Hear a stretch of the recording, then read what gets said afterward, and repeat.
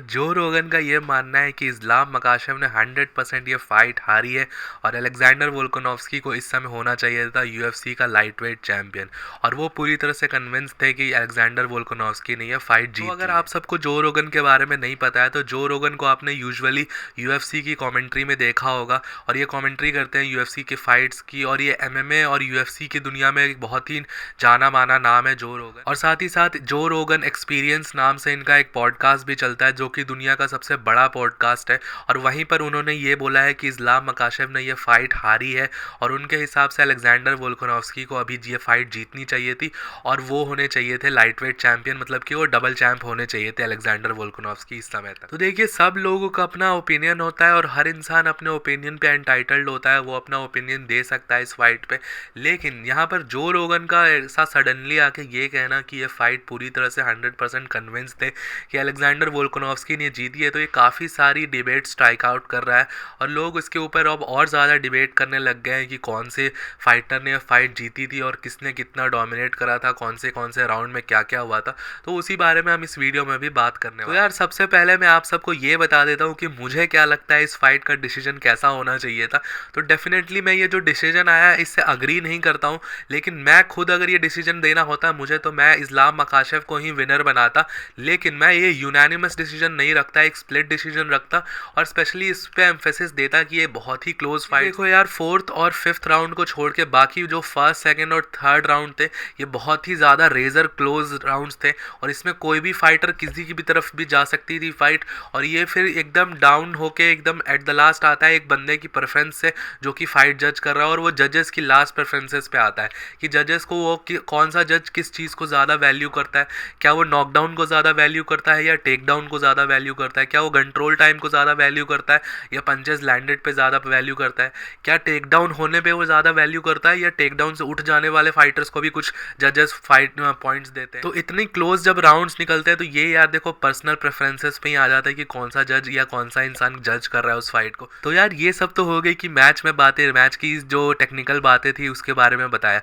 और जो एक और रीज़न जिसके कारण लोग वोल्कानोव्स्की को ज़्यादा इस समय सपोर्ट कर रहे हैं, क्योंकि देखो यार, फर्स्ट टाइम ऐसा हुआ है कि जो हबीब, इस्लाम मकाशव, जो ये टीम हबीब जो है, इनके कैंप के किसी बंदे को इतनी तगड़ी फाइट मिली है। फर्स्ट टाइम 2016-17 के जब से भी हबीब का ये वेव आया है दागिस्तानी रेसलिंग का यूएफसी में, फर्स्ट टाइम किसी फाइटर ने इतनी तगड़ी रेसलिंग करी है और उनके रेसलिंग को रोका है और साथ साथ राउंड्स जीते हैं उनके अगेंस्ट। एक फाइट हमने देखी थी कॉनर मैकग्रेगर और हबीब की, उसमें थोड़ा बहुत कॉम्पिटिटिव हुआ था 1-2 राउंड, लेकिन उसमें ऑब्वियसली कॉनर मैकग्रेगर फिनिश हो गए थे।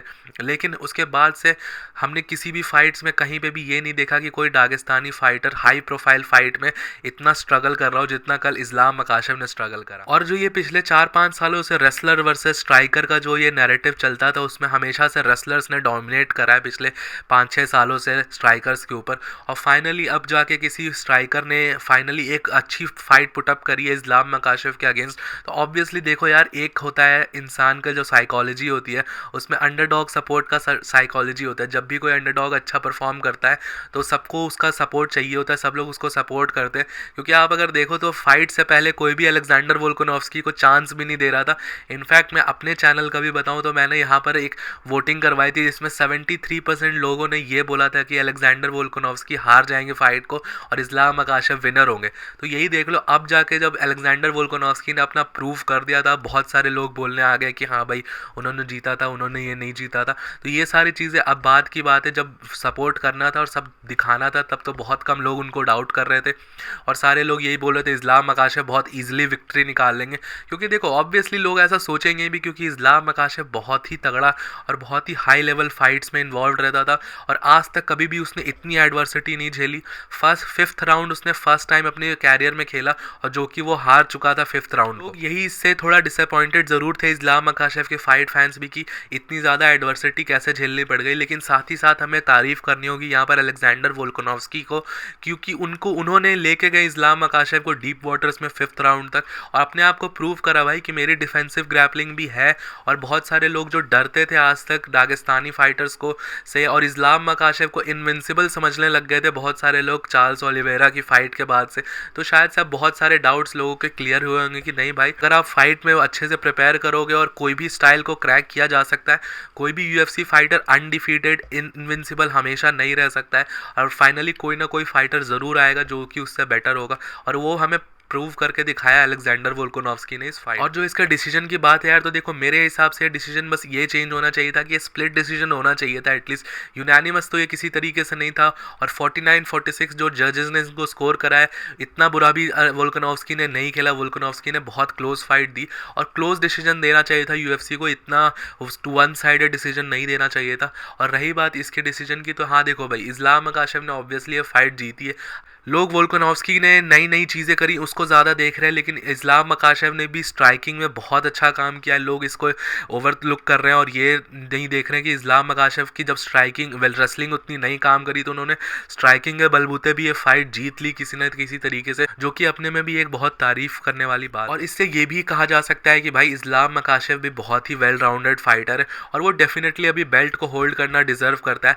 लेकिन मैं चाहूँगा कि एक इंस्टेंट रीमैच हो जाए, क्योंकि देखो यार इतनी एक्साइटिंग फाइट है, इसमें एक इंस्टेंट रीमैच तो बनता है, और दोनों फाइटर्स को वापस से एक बार 5 राउंड्स की फाइट में डालना चाहिए यूएफसी को। भले इस बार अलेक्जेंडर वोल्कानोव्स्की के पास पाउंड फॉर पाउंड नंबर 1 की रैंकिंग नहीं रहेगी, लेकिन फिर भी ये फाइट बहुत ज़्यादा इंटरेस्टिंग होगी। इस्लाम मकाशेव को भी अपने आप को प्रूव करने का एक और मौका मिलेगा कि नहीं वो सही में डोमिनेंट है, या शायद से जो वो चीज़ें बोल रहे हैं उनके साथ वेट कट इश्यूज़ वगैरह हुए थे, वो सॉर्ट ऑफ करके शायद से वो एक डोमिनेंट विक्ट्री निकाल ले इस वोल्कानोव्स्की के ऊपर। क्योंकि देखो यार, इस्लाम मकाशेव भी कहीं ना कहीं अंदर से पूरी तरह से सेटिस्फाइड नहीं होंगे जिस तरीके से उन्होंने वोल्कानोव्स्की को हराया है। और बहुत सारे लोग तो ये भी बोल रहे थे कि इस्लाम मकाशेव फाइट के बाद पूरा श्योर नहीं थे कि उन्होंने मैच जीती है कि नहीं, अपने कॉर्नर को बोल रहे थे कि उनको रीमैच चाहिए, ऐसा अलेक्जेंडर वोल्कानोव्स्की ने पोस्ट फाइट इंटरव्यू में बताया था। तो ऑब्वियसली यार इस्लाम मकाशेव के लिए उतनी सेटिस्फैक्टरी विक्ट्री नहीं होगी, और वो जैसा वो अपनी विक्ट्रीज निकालते हैं वो वैसा तो फील नहीं कर रहे होंगे। तो डेफिनेटली उनको भी एक रीमैच के लिए ट्राई करना चाहिए अलेक्जेंडर वोल्कानोव्स्की को वंस एंड फॉर ऑल।